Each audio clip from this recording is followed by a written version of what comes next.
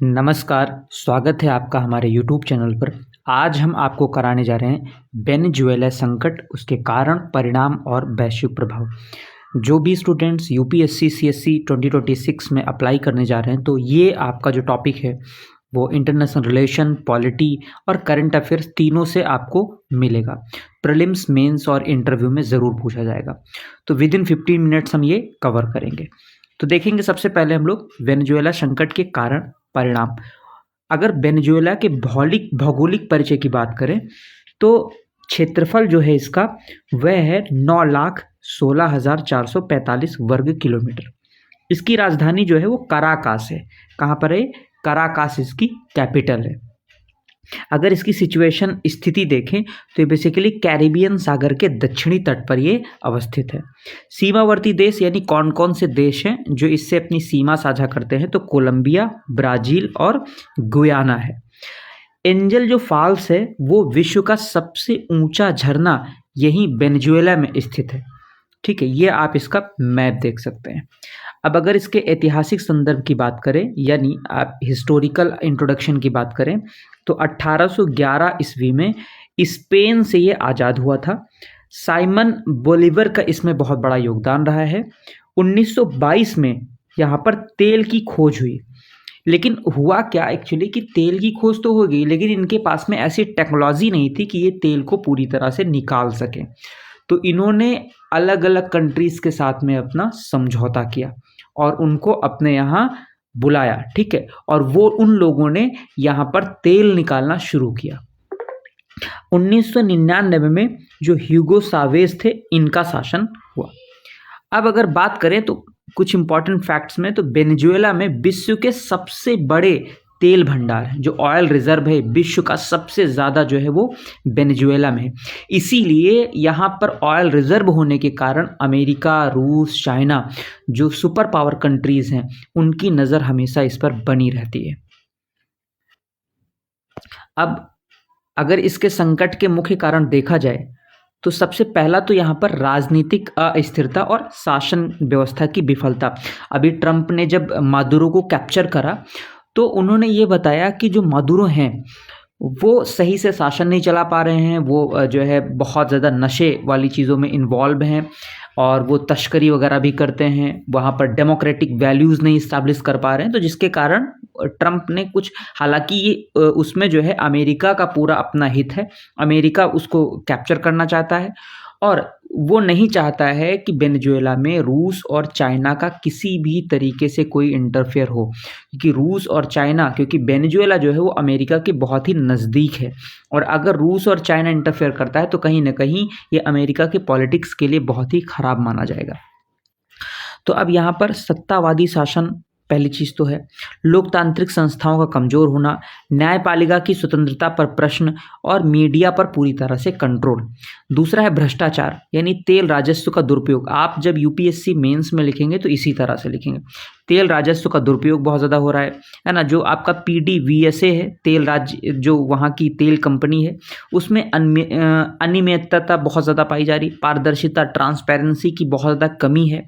अब संवैधानिक जो संकट है यानी कॉन्स्टिट्यूशनल क्राइसिस अगर देखा जाए तो राष्ट्रीय सभा बनाम राष्ट्रपति विवाद वहाँ चलता ही रहता है। चुनावी प्रक्रिया पर विवाद है कि भाई साहब बहुत ज़्यादा ये बूथ कैप्चरिंग वगैरह कराते हैं।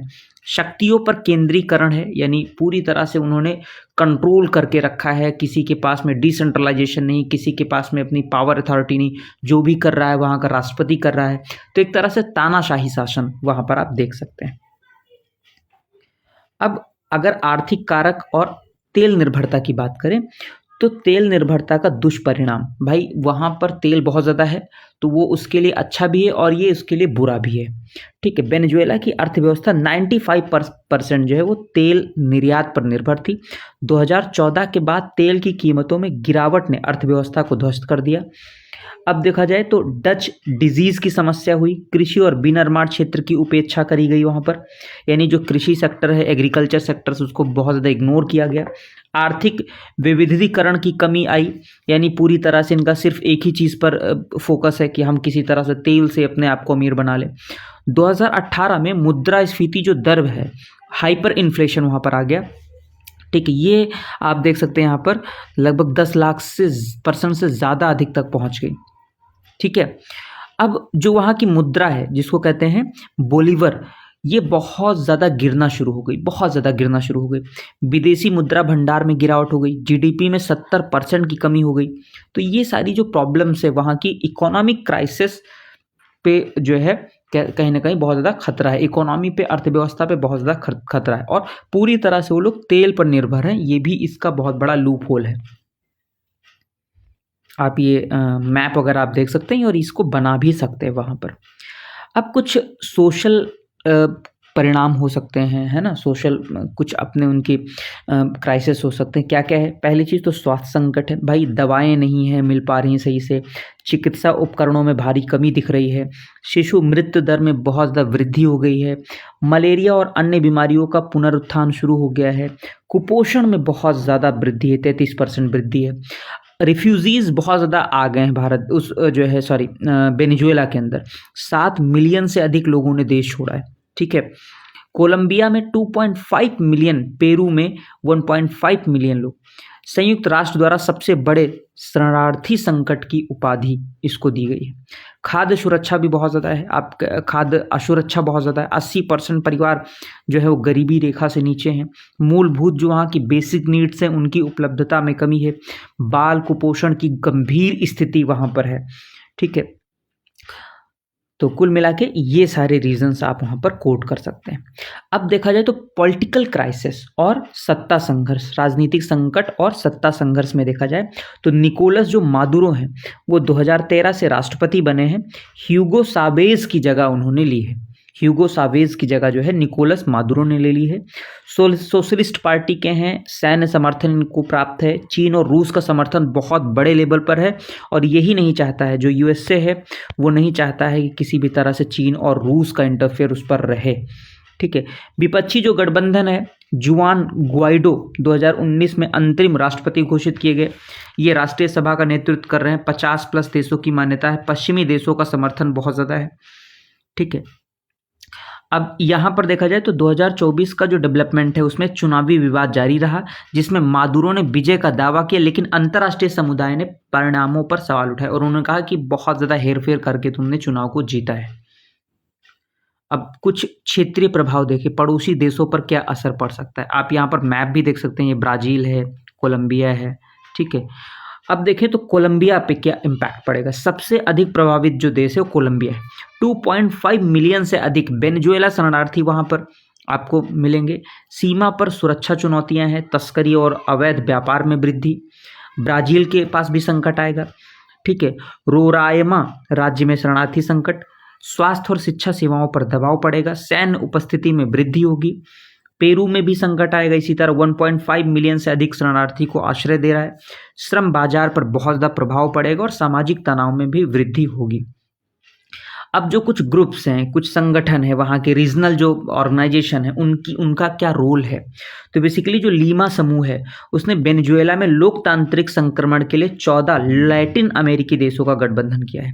और जो OAS है ना, अमेरिकी राज्यों का संगठन, ये मादुरो सरकार की आलोचना और लोकतांत्रिक मानदंडों की बहाली की मांग वहाँ पर करता रहता है। ठीक है, अब वैश्विक जो शक्तियां हैं उनकी भूमिका क्या है, तो पहली चीज़ तो संयुक्त राज्य अमेरिका क्या चाहता है, व्यापक आर्थिक प्रतिबंध 2017 से 24 तक, तेल आयात पर रोक लगी हुई है, ग्वाइडो को मान्यता दिया है उसने, OFAC द्वारा प्रतिबंध लगाया गया है। रूस के द्वारा क्या है, रूस जो है वो मादुरो सरकार का समर्थन करता है, सैन्य सहायता और हथियार की आपूर्ति भी करता है, तेल क्षेत्र में निवेश करता है, $17 बिलियन का कर्ज भी उसने दे रखा है। अब चीन की बात करें तो $50 बिलियन से अधिक ऋण दे रखा है और निवेश किया हुआ है, तेल के बदले ऋण समझौते उसने दे रखे हैं। ठीक है, बुनियादी ढांचाएं, मतलब जो वहाँ की स्ट्रक्चर हैं उसमें बहुत ज़्यादा इन्वेस्ट किया है, तो यानी एक तरह से चीन का बहुत नुकसान है, चीन और रूस का। ठीक है, बेल्ट एंड रोड पहल, क्योंकि ये पूरे विश्व में स्टार्ट कर रहा है बेल्ट एंड रोड पहल, जहाँ से चाइना का जो ट्रेड हो आसानी से हो सके, ये भी उसका बहुत ज़्यादा नुकसान होगा। जो यूरोपीय यूनियन है वहाँ पर लक्षित प्रतिबंध, मानवाधिकार उल्लंघन की निंदा वो करता है, मानवीय सहायता प्रदान करता है और संवाद और मध्यस्थता का प्रयास करता है। हालांकि भारत ने भी कहा है कि भाई डायलॉग्स के थ्रू चीज़ों को सॉर्ट आउट करो। भारत का भी बहुत ज़्यादा पैसा वहाँ पर फंसा हुआ था, मादुरो की जो सरकार थी उससे नुकसान हो रहा था। अब शायद अमेरिका के आने से वो जो पैसा है वो बहाल हो जाए। अब बात करें तो वेनेजुएला संकट शीत युद्ध के बाद का एक महत्वपूर्ण पूर्व पश्चिम विभाजन प्रस्तुत करता है। अब देखा जाए तो भारत और वेनेजुएला संबंध क्या है। द्विपक्षीय व्यापार, इसमें लगभग $2 बिलियन 2012 में चरम पर था, उसके बीच में जो है व्यापार हो रहा था। भारत का निर्यात फार्मास्यूटिकल्स, इंजीनियरिंग सामान और रसायन ये निर्यात करता है। वेनेजुएला का क्या निर्यात, मुख्य रूप से कच्चा तेल भारत को चाहिए तो वहाँ से कच्चा तेल वो लेता है। हाल के वर्षों में व्यापार में बहुत ज़्यादा कमी आई है। अब ऊर्जा सहयोग ONGC जो है, ONGC बेसिकली ONGC है ना, उसने ही वहाँ पर इन्वेस्ट किया हुआ था। ठीक है, सैन क्रिस्टोबल परियोजना में निवेश किया है, तेल आपूर्ति समझौते किए हैं। कूटनीतिक रुख में देखा जाए तो भारत ने संतुलित दृष्टिकोण अपनाया है, किसी विशेष गुट में शामिल नहीं है। कहता है कि संवाद और शांतिपूर्ण समाधान का समर्थन करेगा, आंतरिक मामलों में हस्तक्षेप का विरोध करता है।